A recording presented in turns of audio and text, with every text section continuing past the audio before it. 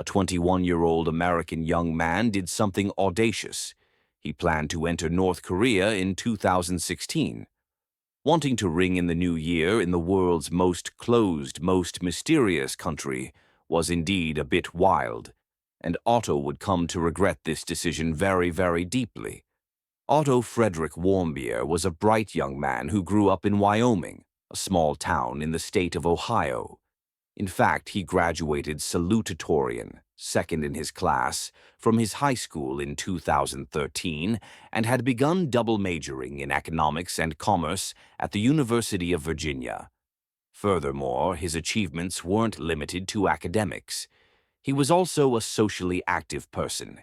He participated in various student societies and organized different events with the groups he was a member of. His most fundamental characteristic was his cheerful and energetic personality. He excelled in every area: school, classes, societies, and travels. His interest in different cultures stemmed from this very versatility. He had traveled Europe and visited places like Cuba and Ecuador. At the end of 2015, during his third year of university, he decided to experience the Far East by spending a semester in Hong Kong. Yes, he was American. He had seen Europe and all, but Asia was a very, very different experience for him. With its culture, attitudes, food, and customs, this place became the most significant experience of his life. And unfortunately, having traveled all the way to Asia, the idea of visiting North Korea, one of the world's most closed and intriguing countries, entered his mind. Although Otto's family met this desire with concern, they were somewhat reassured by a China-based travel agency called Young Pioneer Tours, which promoted its North Korea tours as safe and adventurous for Americans. Thus, Otto made the necessary arrangements for a 5-day New Year's tour, and on December 29, 2015, he flew from Beijing to Pyongyang, along with about 10 other tourists, to greet the New Year in North Korea, embarking on this unique journey. He was only 21, and a whole world lay before him to be discovered. However, though he didn't know it at the time, this exciting adventure would soon turn into the greatest nightmare of his life. As you know, North Korea is isolated from the outside world. Every place tourists step is under strict control and monitored 24/7. Pyongyang, where Otto visited, was the most prominent face of this closed state life, existed in the shadow of concrete buildings, giant monuments, and the ever-dominant symbols of the state. Every corner travelers turned was an observation point. The visitors' movements were under constant surveillance. In fact, they were only allowed to wander in designated areas. There was no place to roam freely. One of the most critical points here was where Otto was staying. The Yanggakdo Hotel was the city's only hotel, and unbeknownst to him, it wasn't just accommodation offered by the government, but also a place of detention. For instance, wandering freely inside was forbidden. The hotel was designed as a state-controlled area to monitor tourists every step. And a secret floor in this hotel, which I will mention shortly, was perhaps the one place Otto should never have entered. The content of the tours was a reflection of the country's political structure and ideology. Tourists were only allowed to visit state-approved areas accompanied by guides. And in these tours, where everything revolved around state ideology, the tourists were like actors in a show. In such an environment, a mistake made by a tourist like Otto would be considered the greatest crime against the state. But the group, unaware of anything, toured the country within the permitted limits, celebrated the New Year, and on January 2nd, 2016, headed to Pyongyang International Airport, blissfully thinking everything was fine. They were about to board the plane back to China when an unexpected development occurred. During the security check at the airport, North Korean officials suddenly pulled Otto aside and detained him. Denny, a British citizen on the same tour, and Otto's roommate watched the incident in astonishment. While everything was normal and the officials were checking the group line, They suddenly came and took someone, as if randomly selecting them from the crowd. And this would be the last time the group saw the Otto they knew. Otto Warmbier was arrested, but for 3 weeks no one would hear from him. The North Korean authorities remained silent and made no statement regarding the abrupt removal of this young man in his 20s from the airport. Consequently, his family back home and his friends hoped for news of him with great fear and sorrow. They were barred from entering the country, so everything was left to the government's initiative. However, at the end of January, the Pyongyang administration announced that they had officially arrested an American university student after discovering he was planning hostile acts against the STA. State. Yes.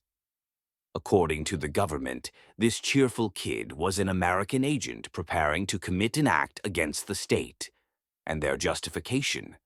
North Korean state media released images allegedly showing Otto entering a restricted, staff-only floor of his hotel and attempting to steal a political propaganda poster hanging on the wall. This act, according to the footage, was deemed by the regime as an attempt to overthrow the regime and was categorized as a serious crime. Yes, that was the whole story. Otto had been in custody for weeks for taking down a poster from a wall. He was held alone in a place where entry was forbidden, where he barely knew the language, and where nobody had any idea what was being done to him. What was even more interesting was a second news report published in the following days. By February, people were gathered in a conference room. Dozens of journalists waited with their cameras on. An American young man, head bowed in shame and dressed in a white jacket, was brought in. Original English, quote, "On the early morning of January 1st, 2016, I committed my crime of taking out the important political slogan from the staff-only area of the Yanggakdo International Hotel. I understand the severity of my crime, and I have no idea what sort of penalty I may face. But I am begging to the Korean people and government for my forgiveness. I have been very impressed by the Korean government's humanitarian treatment of severe criminals like myself." Otto gave a speech broadcast live on state television in which he voluntarily accepted and confessed to his crimes.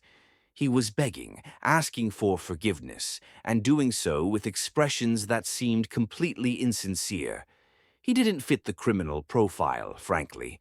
The scenes, which looked like they were taken from movies and TV shows, were broadcast live on North Korean television. He also claimed to have committed this crime, by which I mean taking down that sign, on behalf of a church group and a secret student society in America. It was obvious from his every demeanor that he was under great duress and that these words had been fed to him. But this scenario, which had been blown completely out of proportion, had a sequel. The Pyongyang administration claimed the American student had committed a deliberate crime as part of a hostile conspiracy against the country. Even the Korean Ministry of Foreign Affairs commented on the incident, saying Otto should be treated as an agent sent by the USA. It was argued that taking down a propaganda poster constituted an insult to the sacred honor of North Korea's leadership. For Otto's family and friends, these accusations naturally sounded utterly absurd and unbelievable. The thought of Otto, an enthusiastic traveler, taking or even considering taking down a poster, especially in such a country. Yes, it was a ridiculous and perhaps naively reckless impulse, but he hadn't killed anyone after all. Yet, if he had killed someone, it might have caused less of a sensation. Almost 2 more months passed after this scripted confession, with Otto's condition still unknown. Then March 16th, 2016 arrived, and his trial began. Of course, it appeared this trial was also pure spectacle. In the trial held at the North Korean Supreme Court, Otto, in a continuation of the previously prepared confession script, was again bowing his head, crying, apologizing, and begging. Explaining his reason for being there, the young student expressed his remorse, saying, "I made the biggest mistake of my life." Even more bizarrely, the government's claims had become quite creative. According to North Korean state media, it was alleged that Otto had been promised a used car worth $10,000 from a church group in the U.S. and admission to the secret Z Society Club at the University of Virginia in exchange for stealing the propaganda poster from the staff-only area of the Yanggakdo Hotel. Of course, these fantastical claims had no basis in reality. Indeed, the secret university group announced that they had never heard of Otto and had made no such promise. Besides, what was the point? Even if the person in the footage was Otto, he hadn't tried to steal the poster. He had just taken it down and left it. But these claims were accepted as truth in the courtroom, and the North Korean judges deemed the crime to be deliberate and organized. Thus, Otto Warmbier was sentenced to 15 years, 12 years of hard labor, and 3 years of imprisonment. This was one of the harshest sentences North Korea had ever given a foreigner, and the regime's severe policy of intimidation shocked everyone. Otto was already devastated when he heard the verdict. His life was overturned as a result of a trial that lasted just a few minutes, all for a poster he didn't even take. Otto had no one he knew by his side in the court, and there was no real legal process for him to appeal the decision. In the country he had traveled to with great excitement, 15 years of his life were to be wasted for one of the most absurd reasons imaginable. If he survived, that is. From the moment of Otto's arrest, North Korea would not grant access to any independent observers or consular officials. Although the U.S. government repeatedly requested consular visits through the Swedish embassy, Pyongyang either rejected or ignored these requests. Otto was living a prison life alone in an unknown part of North Korea, in the middle of nowhere. The U.S. government began intensive diplomatic efforts for Warmbier's release. President Barack Obama demanded Otto's release in various diplomatic talks with North Korea. Simultaneously, the U.S. State Department condemned North Korea's stance and applied diplomatic pressure. However, despite all these diplomatic initiatives, North Korea's hardline attitude did not change, and since they were already closed off to the outside world, they didn't really care about sanctions or ultimatums. On top of that, during the same period, the world was roiled by North Korea's nuclear weapons tests. So, with all eyes already on them, Otto's situation just added fuel to the fire. The country was, quite frankly, acting as stubbornly as a child. Neither the family nor government officials could get any information about Otto. Even though the U.S. constantly threatened the country, the regime ignored these threats. As a result, Otto, so to speak, fell through the cracks. The situation had reached an impasse.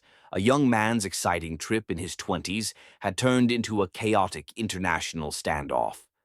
Days and months passed, and with no news from Otto, the year turned to 2017. The young man, who had been detained for a year and whose condition was unknown, would soon be back in the headlines. In January 2017, Donald Trump took over the presidency from Obama. And when does one madman, a Delhi Sopa, pull back? Of course, when he sees another madman. When Trump came to power, he wasn't going to threaten North Korea economically, like Obama. The leader, Kim, was reckless, and Trump was just as unpredictable. Thus, the physical threats the new president used for this young man's release made North Korea realize that Otto wasn't a particularly valuable pawn. With the situation as it was, June arrived, and news that Otto would be returned reached America and his family. After 17 months, Otto, whose whereabouts in North Korea had been unknown, was returned to his country as his tearful family, and the media awaited his plane's arrival. Of course, no one expected to see Otto like this. According to a statement from North Korean officials in June 2017, Otto had supposedly suffered food poisoning a week after his arrest. Subsequently, he fell into a deep coma after being given a sleeping pill, meaning Otto had been in a coma for over a year, But North Korea had kept this secret and, in their own media, called his release a humanitarian gesture. In other words, they supposedly pitied this young man who had rebelled against their government. Although the available information on what truly happened to this young man is limited, medical evaluations by American doctors did not support North Korea's story. Thus, amidst his shocked family and friends, Otto was taken directly to the hospital and placed in intensive care. Brain scans taken upon his return to the U.S. in June 2017 showed extensive and severe brain damage. This type of global brain injury typically results from a prolonged lack of oxygen. In other words, at some point, Otto's brain had been deprived of oxygen for a long time, leading to irreversible damage. However, the exact trigger for this condition could not be determined. Doctors found that Otto had tissue loss in almost all regions of his brain, stemming from a neurological injury that had occurred about a year prior. But interestingly, physical examinations and scans revealed no fractures in his skull nor any obvious signs of trauma on his body. So, while it was certain that it wasn't food poisoning as North Korea claimed, what really happened to the young man could not be understood. According to estimations, he had either tried to end his own life and suffocated, or the other, more likely option, they had tried to make him talk. Unfortunately, we would never know. During the year he was in a coma in North Korea, he was likely kept on life support in a hospital setting, completely isolated from the outside world. When he returned, he had neither the ability to see nor could he hear. His family was, understandably, devastated by the situation. But no matter how much the U.S. reacted, North Korea stubbornly insisted it was food poisoning and, as far as they were concerned, closed the case, and Otto's condition was plain to see. There was no way to undo what had happened. A few days later, his father, Fred Warmbier, held a press conference. He maintained a determined posture, wearing the light-colored jacket his son had worn at the trial over his own suit. Still, his anger at the treatment his son had endured in North Korea was partially uncontrollable. Although he used cautious language at first, respecting diplomatic balances, he later, justifiably, stopped just short of cursing and would refer to North Korea as terrorists. But none of it mattered anymore, because, unfortunately, there was little that could be done for Otto Warmbier medically. Doctors had explained to his family that the damage to his brain tissue was irreversible. In other words, though it's a crude way to put it, Otto was brain dead. He had returned home to his loved ones, but his family could not bear to see their beloved son live on, trapped in this vegetative state.